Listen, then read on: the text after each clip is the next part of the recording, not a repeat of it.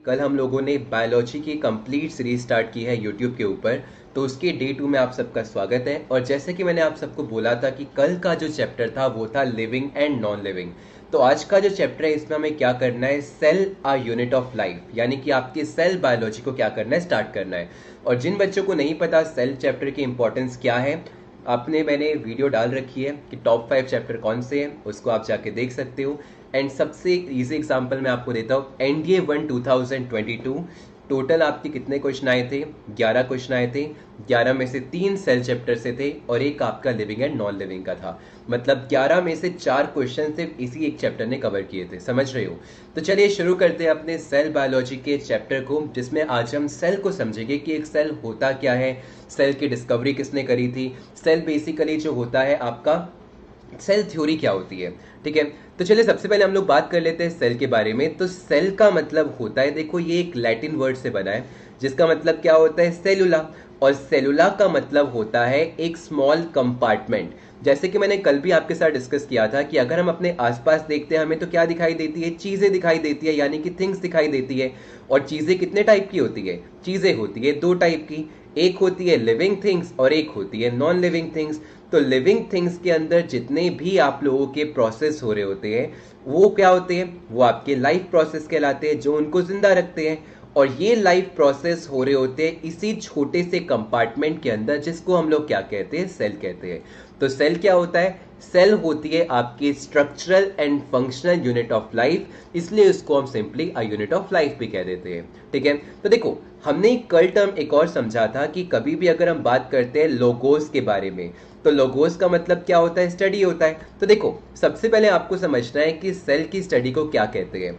तो सेल की स्टडी हम लोग 2 तरीके से पढ़ते हैं। पहला होता है साइटोलॉजी। साइटोलॉजी का मतलब क्या होता है, देखो अगर हम लोग सेल को पढ़ने की कोशिश कर रहे हैं बाय प्रैक्टिकल अप्रोच, ठीक है, तो what do you mean bye a practical approach.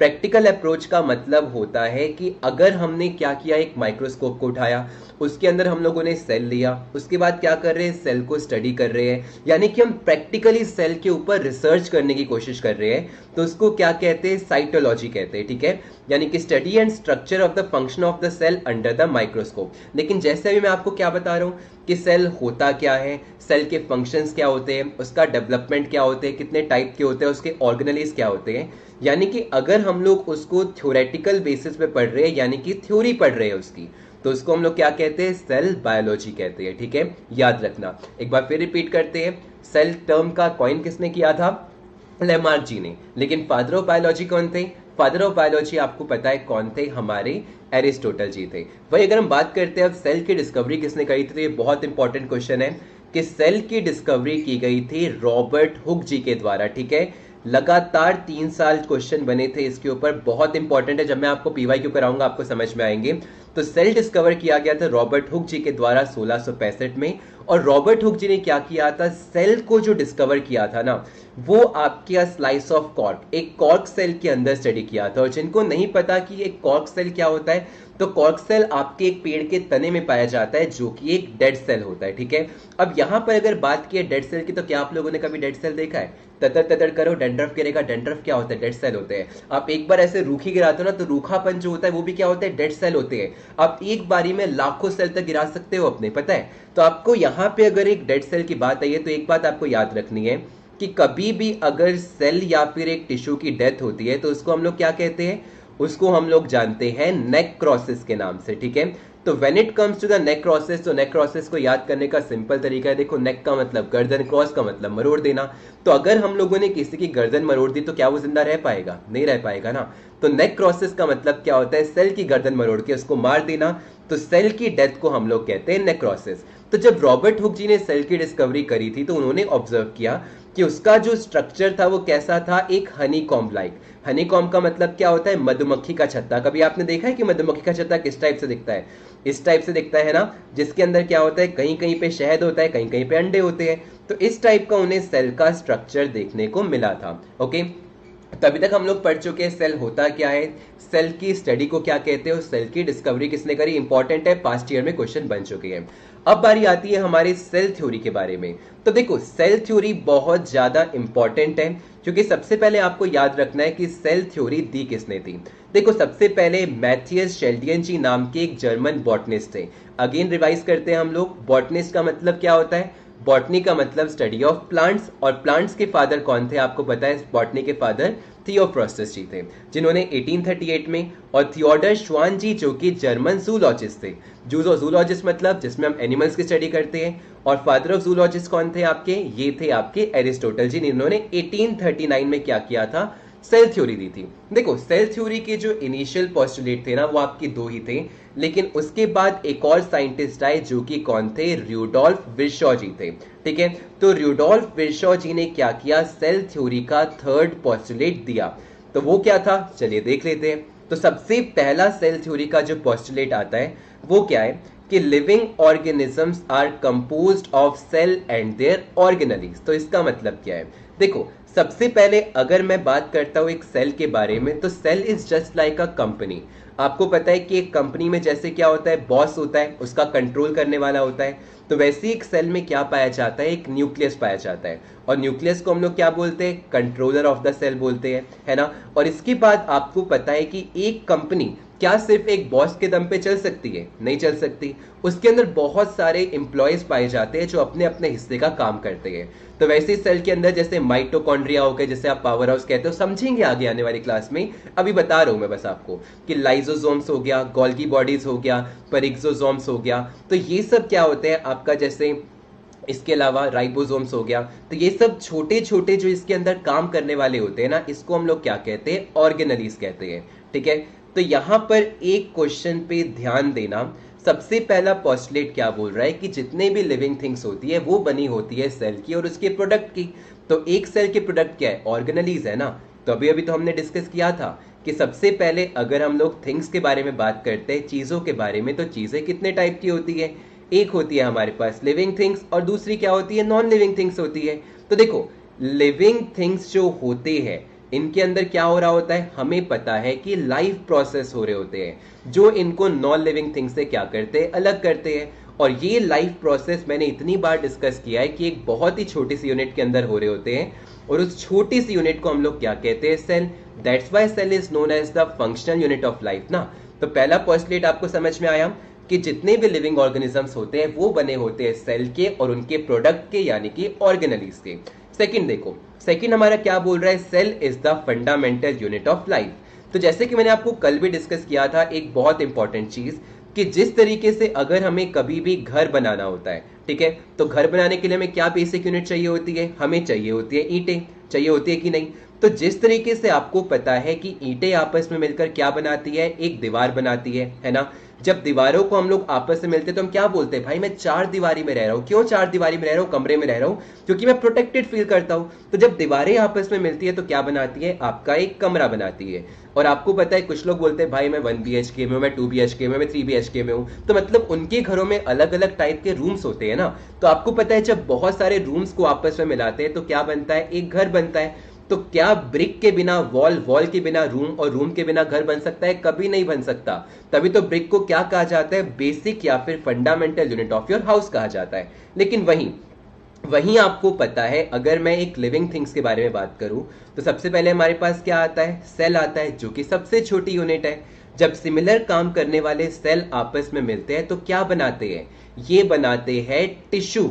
जब आपको पता है सिमिलर टिश्यूज आपस में मिलते हैं तो क्या बनाते हैं, एक ऑर्गन यानी कि एक अंग बनाते हैं। हाथ, पैर, नाक, मुंह, मेरा दिमाग, तो आपको पता है ये सब क्या है, ये सब अंग है। जब बहुत सारे ऑर्गन आपस में मिलते हैं तो क्या बनाते हैं, एक ऑर्गन सिस्टम बनाते हैं। What do you mean bye organ system, जैसे कि मैंने कल भी आपको बताया था कि मैं खाने के लिए क्या यूज करता हूँ, डाइजेस्टिव सिस्टम यूज करता हूँ।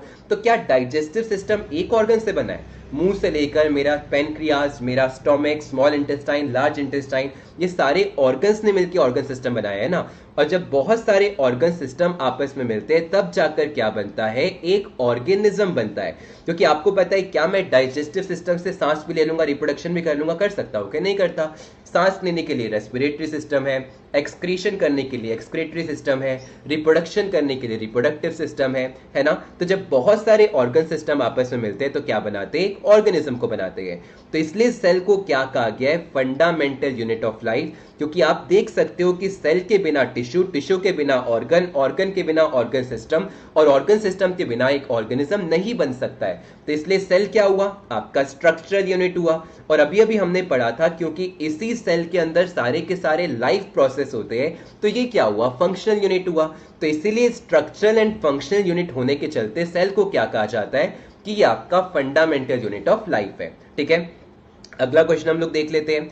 तो अगला क्वेश्चन ये क्या बोल रहा है, every new cell is originated from already existing cell. और ये जो थर्ड पोस्टुलेट है ना, ये दिया गया था रूडोल्फ विर्शो जी के द्वारा। देखो एक सिंपल सा मतलब है, अगर मैंने बोला कि हम लाखों सेल ऐसे ही गिरा देते तो क्या आप लोग कोई दवाई खाते हो कि हमारी बॉडी के अंदर सेल बन जाए? क्या आप लोग मार्केट में जाते हो, भाई 1 किलो हाथ के सेल दे दे, 1 किलो दिमाग के सेल दे दे, 1 किलो रेड ब्लड सेल्स दियो? कभी नहीं। तो आपको पता है जितने भी हमारे पास सेल्स होते हैं वो क्या करते हैं, अपने आप को डिवाइड करते हैं। यानी कि एक सेल ही क्या होता है, आपके 2 नए सेल में ब्रेक डाउन होता है। तो आपको पता है इस प्रोसेस को क्या कहते हैं, सेल डिवीजन। आने वाली क्लास में समझेंगे, बिल्कुल बेसिक टू एडवांस जाएंगे, टेंशन मत लो। तो आपको पता है ये जो 2 नए सेल बने, जिसको हम लोग क्या कहते हैं, डॉटर सेल कहते हैं। ठीक है, तो ये जो आपके डॉटर सेल है, क्या कहीं ऊपर से टपके है, ये ऊपर से ही टपके है, ये एक ऑलरेडी एग्जिस्टिंग सेल था जिसको हम क्या बोलते हैं, पेरेंट सेल, इसी से बने ना। तो यही आपकी क्या होती है, सेल थ्योरी होती है। ठीक है, कि सेल थ्योरी का पहला पोस्टुलेट, लिविंग ऑर्गेनिजम्स बने होते हैं सेल से और उसके प्रोडक्ट से।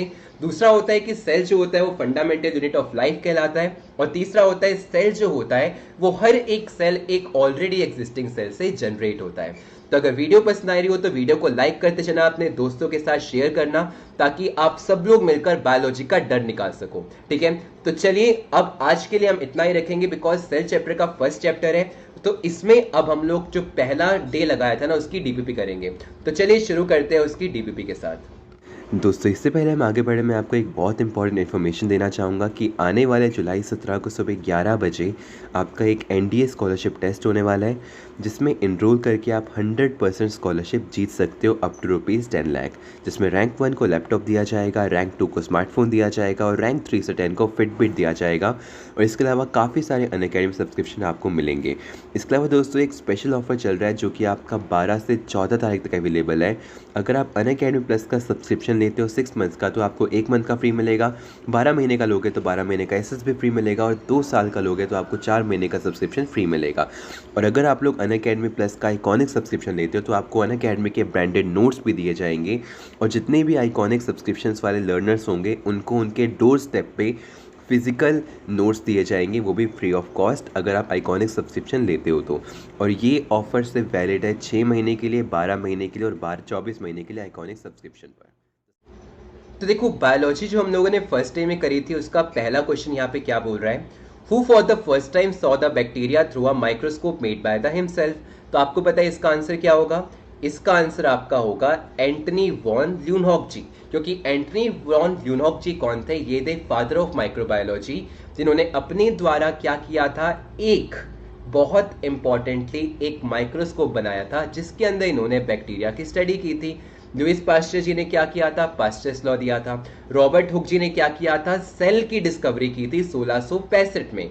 और रॉबर्ट वेशो जी ने क्या किया था, आपका सेल थ्योरी का थर्ड पोस्टुलेट दिया था। ठीक है, अगला क्वेश्चन क्या बोल रहा है, all living beings are made up of the structural and functional unit called what.